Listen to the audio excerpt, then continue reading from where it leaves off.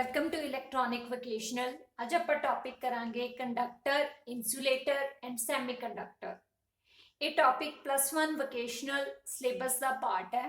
ਇਸ ਨੂੰ ਕਰਨ ਦੇ ਲਈ ਪਹਿਲਾਂ ਆਪਾਂ ਇੱਕ term ਸਮਝਾਂਗੇ, energy band.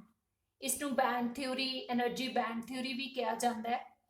Last topic ਦੇ ਵਿੱਚ ਆਪਾਂ ਕੀਤਾ ਸੀ ਕਿ ਹਰ ਇੱਕ ਐਟਮ ਦੇ ਸੈਂਟਰ 'ਚ ਨਿਊਕਲੀਅਸ ਹੁੰਦਾ ਹੈ, ਉਸਦੇ ਆਲੇ ਦੁਆਲੇ ਆਰਬਿਟਸ ਹੁੰਦੇ ਨੇ। ਇਹਨਾਂ ਆਰਬਿਟਸ ਦੇ ਵਿੱਚ ਇਲੈਕਟ੍ਰॉन्स मूव ਕਰਦੇ ਨੇ। ਕਿਸੇ 'ਚ ਵੱਧ ਇਲੈਕਟ੍ਰॉन्स, ਕਿਸੇ ਦੇ ਵਿੱਚ ਘੱਟ। ਡਿਪੈਂਡ ਕਰਦਾ ਹੈ ਕਿ ਤੁਸੀਂ ਕਿਸ ਦੀ ਐਟੋਮਿਕ ਸਟਰਕਚਰ ਡਰਾ ਕਰ ਰਹੇ ਹੋ।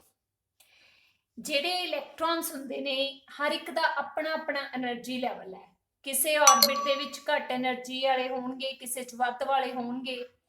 ਇਹਨਾਂ એનર્ਜੀ ਲੈਵਲਸ ਦੇ ਬਿਹਾਫ ਤੇ ਗਰੁੱਪਿੰਗ ਕੀਤੀ ਹੋਈ ਹੈ। ਉਸ ਗਰੁੱਪਿੰਗ ਦੇ ਨਾਲ ਬੈਂਡਸ ਬਣੇ ਹੋਏ ਨੇ। ਸੋਲਿਡ ਦੇ ਵਿੱਚ ਬਹੁਤ ਸਾਰੇ ਬੈਂਡਸ ਨੂੰ ਬਣਾਇਆ ਗਿਆ, ਲੇਕਿਨ 3 ਬੈਂਡ ਇੰਪੋਰਟੈਂਟ ਨੇ। First is valence band, conduction band and forbidden band ਜਾਂ ਫੋਰਬਿਡਨ ਗੈਪ। ਆਪਾਂ ਇਸ ਨੂੰ ਡਾਇਗਰਾਮ ਦੀ ਹੈਲਪ ਨਾਲ ਕਰਦੇ ਹਾਂ। ਵੈਲੈਂਸ ਬੈਂਡ ਕਿਹੜਾ ਹੁੰਦਾ ਹੈ? ਕਿਸੇ ਵੀ ਐਟਮ ਦਾ ਲਾਸਟ ਆਰਬਿਟ, ਉਹਦੇ ਵਿੱਚ ਜਿਹੜੇ ਇਲੈਕਟ੍ਰॉन्स ਹੁੰਦੇ ਨੇ ਉਹ ਬਹੁਤ ਲੂਜ਼ਲੀ ਅਟੈਚ ਹੁੰਦੇ ਨੇ ਨਿਊਕਲੀਅਸ ਨਾਲ। ਜਦੋਂ ਅਸੀਂ ਥੋੜੀ ਜੀ ਹੀਟ ਜਾਂ એનર્ਜੀ ਦੇਵਾਂਗੇ, ਬਹੁਤ ਆਸਾਨੀ ਨਾਲ ਇਹ ਇਲੈਕਟ੍ਰॉन्स ਆਪਣੀ ਜਗ੍ਹਾ ਤੋਂ ਸ਼ਿਫਟ ਹੋ ਕੇ ਦੂਸਰੇ ਬੈਂਡ ਵਿੱਚ ਚਲੇ ਜਾਂਦੇ ਨੇ। ਇਹਦੇ ਵਿੱਚ ਜਿਹੜੇ ਵੀ ਇਲੈਕਟ੍ਰॉन्स ਹੁੰਦੇ ਨੇ ਉਹ ਲੂਜ਼ਲੀ ਅਟੈਚ ਹੁੰਦੇ ਨੇ, ਜਿਸ ਕਰਕੇ ਥੋੜੀ ਜਿਹੀ એનર્ਜੀ ਦੇਣ ਤੇ ਹੀ ਉਹ ਆਪਣੇ ਬੈਂਡ ਤੋਂ ਸ਼ਿਫਟ ਹੋ ਕੇ ਕੰਡਕਸ਼ਨ ਬੈਂਡ ਦੇ ਵਿੱਚ ਚਲੇ ਜਾਂਦੇ ਨੇ। ਨੈਕਸਟ ਆਪਾਂ ਕਰਾਂਗੇ ਕੰਡਕਸ਼ਨ ਬੈਂਡ। ਵੈਲੈਂਸ ਬੈਂਡ ਦੇ ਜਿਹੜੇ ਇਲੈਕਟ੍ਰॉन्स ਨੇ, એનર્ਜੀ ਮਿਲਣ ਤੇ ਜਿਸ ਬੈਂਡ ਦੇ ਵਿੱਚ ਸ਼ਿਫਟ ਹੋ ਕੇ ਜਾਂਦੇ ਨੇ ਉਹ ਬੈਂਡ ਹੁੰਦਾ ਹੈ ਕੰਡਕਸ਼ਨ ਬੈਂਡ। ਇਹਦੇ ਵਿੱਚ ਜਦੋਂ ਇਲੈਕਟ੍ਰॉन्स ਪਹੁੰਚ ਜਾਣਗੇ ਉਹ ਫ੍ਰੀ ਇਲੈਕਟ੍ਰॉन्स ਬਣ ਜਾਣਗੇ, ਜਿਹਦੇ ਕਰਕੇ ਸਾਡੀ ਕੰਡਕਸ਼ਨ ਹੁੰਦੀ ਹੈ। Last is forbidden gap. ਦੋਨੋਂ ਬੈਂਡਸ ਦੇ ਵਿੱਚ ਜਿਹੜਾ ਦੂਰੀ ਹੈ ਉਸ ਨੂੰ ਫੋਰਬਿਡਨ ਗੈਪ ਕਿਹਾ ਜਾਂਦਾ ਹੈ। ਕਿਸੇ ਮਟੀਰੀਅਲ ਦੇ ਵਿੱਚ ਇਹ ਗੈਪ ਘੱਟ ਹੁੰਦਾ ਹੈ, ਕਿਸੇ ਦੇ ਵਿੱਚ ਵੱਧ ਹੁੰਦਾ ਹੈ। ਇਸ ਗੈਪ ਦੇ ਬਿਹਾਫ ਤੇ ਹੀ ਅਸੀਂ ਤਿੰਨੋਂ ਟੌਪਿਕਸ ਨੂੰ ਕਰਾਂਗੇ, ਕੰਡਕਟਰ, ਇਨਸੂਲੇਟਰ ਐਂਡ ਸੈਮੀਕੰਡਕਟਰ ਨੂੰ। ਕੰਡਕਟਰ, ਇਨਸੂਲੇਟਰ ਔਰ ਸੈਮੀਕੰਡਕਟਰ ਦਾ ਡਿਫਰੈਂਸ ਆਪਾਂ with the help of diagram ਕਰਾਂਗੇ। ਸਭ ਤੋਂ ਪਹਿਲਾਂ ਆਪਾਂ ਕਰਦੇ ਹਾਂ ਇਨਸੂਲੇਟਰ। ਦੇਖੋ ਇਸ ਦੀ ਡਾਇਗਰਾਮ 'ਚ ਦਿਖਾਈ ਦੇ ਰਿਹਾ ਹੈ ਕਿ ਵੈਲੈਂਸ ਬੈਂਡ ਸਾਡਾ ਫੁੱਲ ਆਫ ਇਲੈਕਟ੍ਰॉन्स ਹੈ। ਕੰਡਕਸ਼ਨ ਬੈਂਡ ਸਾਡਾ ਬਿਲਕੁਲ ਐਮਪਟੀ ਹੈ, ਇਸ ਦੇ ਵਿੱਚ ਕੋਈ ਵੀ ਇਲੈਕਟ੍ਰॉन ਨਹੀਂ ਹੈ। ਔਰ ਇਨਸੂਲੇਟਰ ਉਹ ਮਟੀਰੀਅਲ ਹੁੰਦਾ ਹੈ ਜਿਸ ਦੇ ਵਿੱਚ ਕੰਡਕਟਿਵਿਟੀ ਨਹੀਂ ਹੁੰਦੀ, ਕਿਉਂਕਿ ਜਿਹੜਾ ਸਾਡਾ ਗੈਪ ਹੈ, ਫੋਰਬਿਡਨ ਗੈਪ ਹੈ, ਉਹ ਹਾਈ ਹੈ। ਕੋਈ ਵੀ ਇਲੈਕਟ੍ਰॉन ਵੈਲੈਂਸ ਬੈਂਡ ਤੋਂ ਕੰਡਕਸ਼ਨ ਬੈਂਡ ਦੇ ਵਿੱਚ ਸ਼ਿਫਟ ਨਹੀਂ ਹੁੰਦਾ। ਇਹ ਕਿਹੜੇ ਕਿਹੜੇ ਮਟੀਰੀਅਲ ਹੁੰਦੇ ਨੇ ਜਿਨ੍ਹਾਂ ਵਿੱਚੋਂ ਕਰੰਟ ਪਾਸ ਨਹੀਂ ਹੁੰਦਾ? ਵੁੱਡ, ਪਲਾਸਟਿਕ, ਆਇਲ, ਠੀਕ ਹੈ।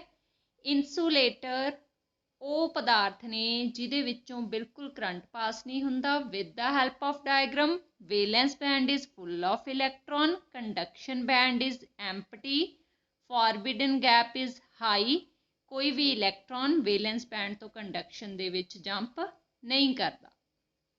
ਨੈਕਸਟ ਆਪਾਂ ਕਰਦੇ ਹਾਂ ਸੈਮੀਕੰਡਕਟਰ। ਸੈਮੀਕੰਡਕਟਰ ਦੀ ਡਾਇਗਰਾਮ ਦੇਖੋ।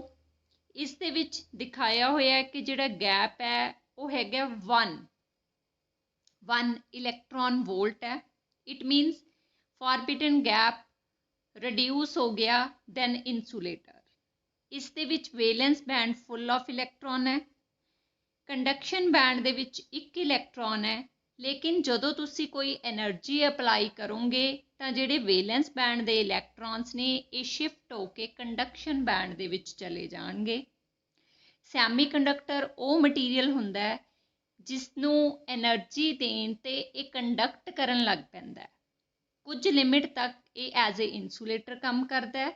ਜਦੋਂ ਅਸੀਂ એનર્ਜੀ ਲੈਵਲ ਇਨਕਰੀਜ਼ ਕਰਦੇ ਜਾਵਾਂਗੇ ਤਾਂ ਇਹ ਐਜ਼ ਏ ਕੰਡਕਟਰ ਕੰਮ ਕਰਨ ਲੱਗ ਜਾਏਗਾ। ਇਸੇ ਲਈ ਅਸੀਂ ਇਹਨੂੰ ਕਾਊਂਟ ਕਰਦੇ ਹਾਂ ਕਿ ਸੈਮੀਕੰਡਕਟਰ ਇਨ ਬਿਟਵੀਨ ਹੈ ਇਨਸੂਲੇਟਰ ਐਂਡ ਕੰਡਕਟਰ ਦੇ। Last is conductor. ਕੰਡਕਟਰ ਦੇ ਵਿੱਚ ਜਿਹੜਾ ਸਾਡਾ ਵੇਲੈਂਸ ਬੈਂਡ ਹੈ ਉਹ ਇਲੈਕਟ੍ਰੋਨਸ ਨਾਲ ਫੁੱਲ ਹੈ। ਫੋਰਬਿਡਨ ਗੈਪ ਇਸ ਦੇ ਵਿੱਚ ਨੋ ਹੈ। ਕੰਡਕਸ਼ਨ ਬੈਂਡ ਦੇ ਵਿੱਚ ਵੀ ਬਹੁਤ ਸਾਰੇ ਇਲੈਕਟ੍ਰੋਨਸ ਨੇ।